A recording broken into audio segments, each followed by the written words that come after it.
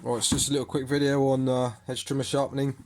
If you've seen any of my videos on hedge trimmer sharpening, you'll know I'm not a big fan of this multi-tool. Little Dremel rotary grinder. It's not bad for touch-up sharpens, but I prefer using angle grinders and stuff. But yeah, I just thought I'd do a quick video, just showing you how I do it with this tool. This tool is good for little sort of light touch-ups.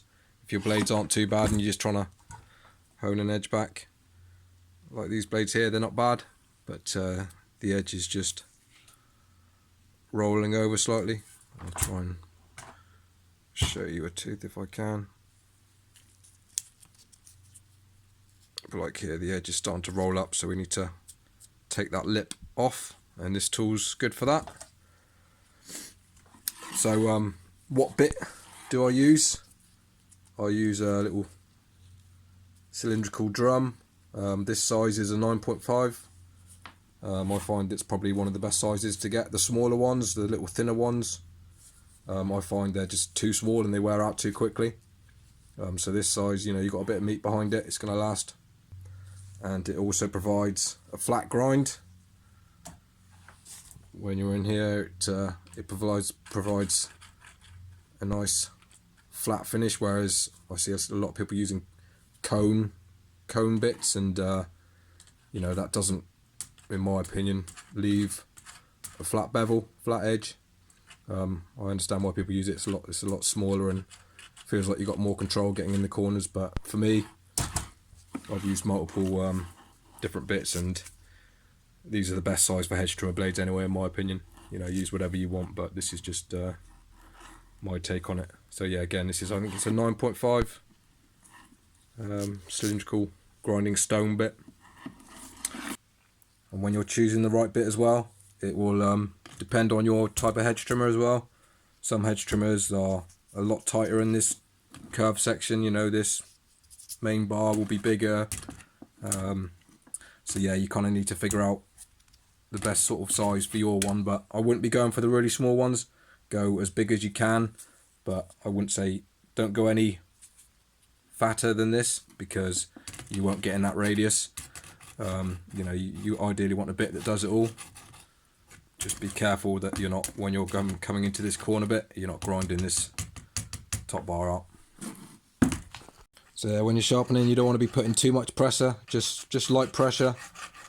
You know, you don't need to be forcing this stone down into the tooth, just let the stone do its work. I wouldn't be using this tool for heavy sharpens if your blade's really blunt.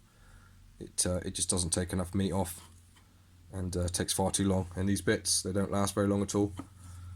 That's another reason why I don't like using it. But again, you know, nice and quick and easy for touch-ups. And if this is all you've got, then yeah, it's not a bad tool. But I think the sooner you practice with an angle grinder or something like that, the better, because it's going to save you a lot of time, and I think it actually provides a better job personally, but that's just me.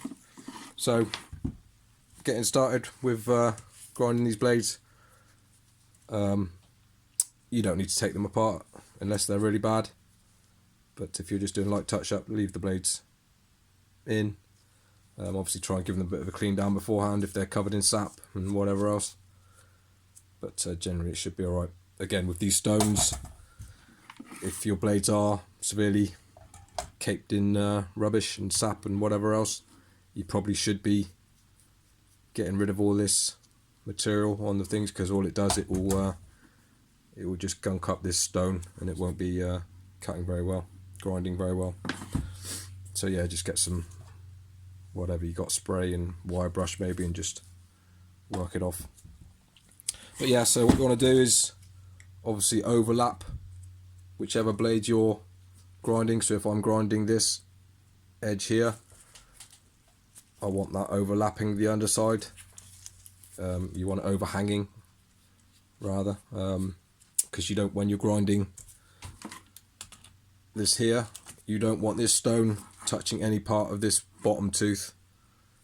A lot of people who don't know what they're doing, they'll set the blades so they're pretty much together, and then they'll grind thinking they're doing 2 in 1, but you're not. All you're doing is putting an angle the opposite angle on this bottom edge. If you had to take a millimetre off and these blades were tight together, you'd be grinding a negative bevel in the back of this blade, which is not what you want to be doing. So yeah, always have a little overhang on whichever tooth you're sharpening. So relatively easy to use one of these. You just want to obviously come in and find your angle, try and stay on the factory angle. You know, you'll notice the colour change in the tooth when you take some metal off, and you can adjust up or down to suit. So yeah, this radius in here, that's important to get as well. So you need to make sure you get your little sharpening bit in that bit as well.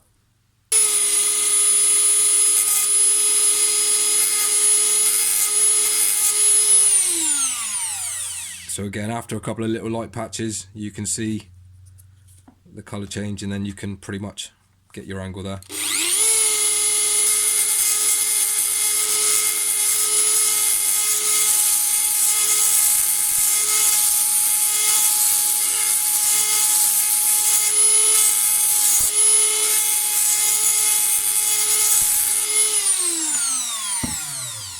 And try not to stay in one spot too long. Just nice passes up and back, and that does a good enough job. Again, I'm not a fan of these tools. I find it harder to get the ends right with this tool, because when you're sort of coming off, you have a tendency to roll this edge off, and sometimes you'll stop there to try and get it sharp, but it just creates a bit of an indent. So that's what you need to be very careful of.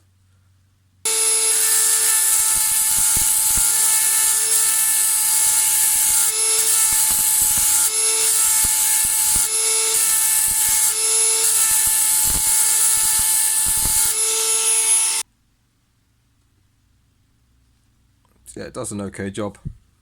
One thing you need to be aware of is you need to make sure you're going far enough to get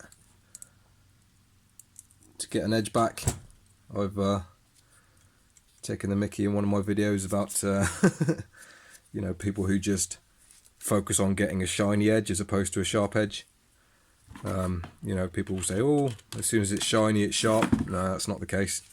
You need to focus on the actual edge itself. You need to make sure you've got a nice crisp point, because you know, if you've got a really blunt blade, yeah, you could just do this and make this surface all shiny and it will look like it's been sharpened, but when you actually look at the profile of this bevel, this edge, it will still be beaten up and smashed up. So that's one thing just to note, is just to make sure you're going far enough to get a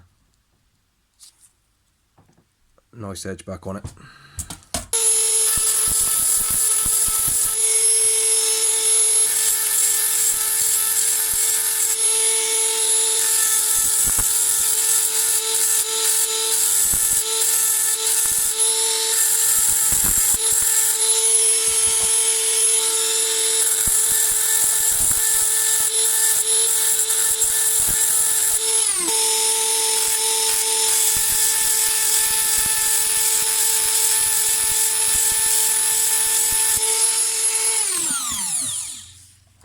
And again, get this secured down.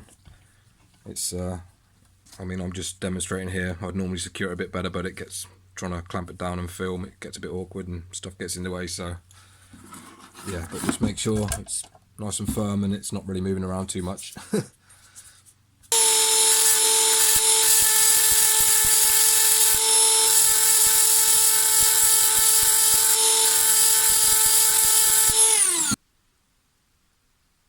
So yeah, it does a good enough job.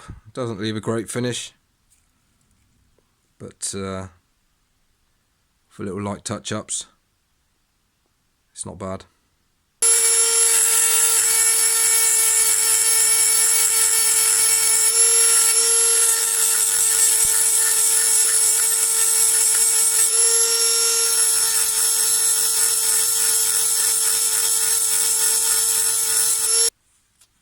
Yeah, so basically what you want to do is you want to sharpen all these overhanging edges first.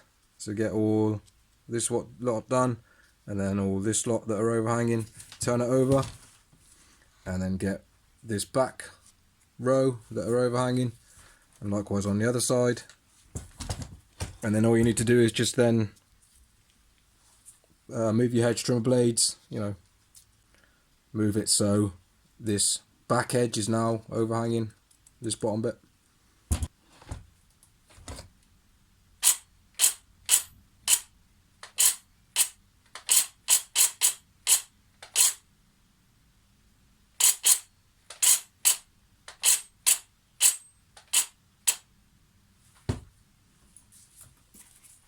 And there we go. So we've now got this edge that we haven't sharpened. The more room you've got in here, the better. I find I round these the ends off far more with this little bit than I would an angle grinder or a die grinder. So yeah, I'm not a fan of this tool, but again, it's alright for touch-ups. If you want to do an extra little step when you've finished, you can take all these burrs off the underside of the edge if you're not too worried about your blades, and you can get a tiny little small flat file. This is just a little fine one, and hold it flat, get your blades in the middle position, and obviously this is the underside, and just run this a couple of times, just back and forward very lightly. Again, files, yes, I know you file on the push stroke. This is just an old shitty file. I'm not too worried about it, so you know, it's not. I'm not worried about it. Just a couple of light little strokes. Just cleans the burrs off the underside.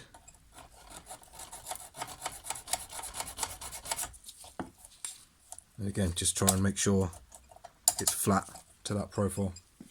So again, these stones, this was a brand new bit put on, and it's done one set of blades, small set of blades. It's only a little 20-inch, and you can see how it's already worn.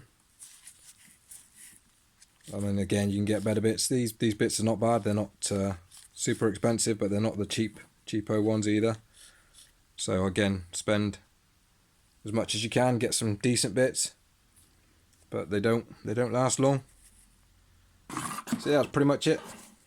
Like I say, good tool if you're just starting out, but in my opinion, the sooner you can learn with an angle grinder or die grinder, something like that, the better really. You'll get a lot better results.